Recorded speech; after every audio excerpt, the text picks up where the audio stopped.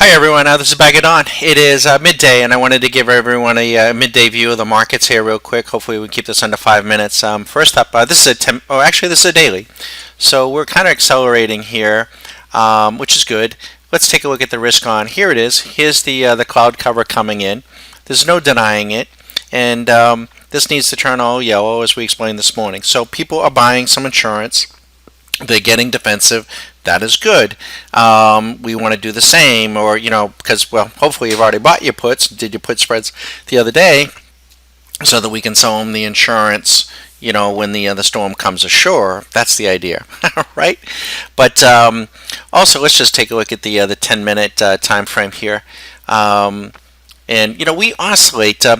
Folks, is that I just want to address something. We have positions. We're diversified in terms of the markets we trade and also the time frame we trade. We have monies that are committed out to probably as far as August. Realistically, we have some other longer term stuff that we almost hardly ever touch, like gold.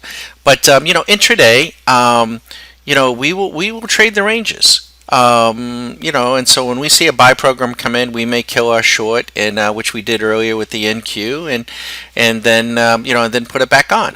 So, or the machine will help us put it back on, entirely, totally hands free. So we're diversified that way. But I wanted to mention something to you. Occasionally I'll kick on the CNBC network. The people I like there are, of course, Santelli. I like his interviews. I think Giadami is pretty good, and I think BK is pretty good. There is one guy there, Downtown Josh Brown. The guy is a moron. He is a moron. And one of the things that he says day after day, and others are starting to pick up on it, is, and I just want to address this, there's money on the sidelines. There's a lot of money on the sidelines, and the money's coming in. The money's flowing from here to there to there to there. Folks, that is a canard. That is crap. That is bullshit. There is no money flowing in like water. Money, for every buyer, there is a seller. For every seller, there is a buyer. Again, every time there's a buy order, every time you put in a buy, someone's going to sell it to you. Every time you sell it, someone's going to buy it from you. So there are buyers and sellers. What moves price is the eagerness, whether it's on the bid side or the sell side, of when they want in or when they want out, what they're willing to pay. Now, one could make the case that, if somebody put in $100 million when the SPYs were at 60, versus someone putting in $100 million when the SPYs are at 212. Who has a greater commitment? Who is strong? Who is in a stronger position? Obviously, the person who's at 60. So, it's just kind of like even buying and selling a house. If you buy a house, someone's selling the house.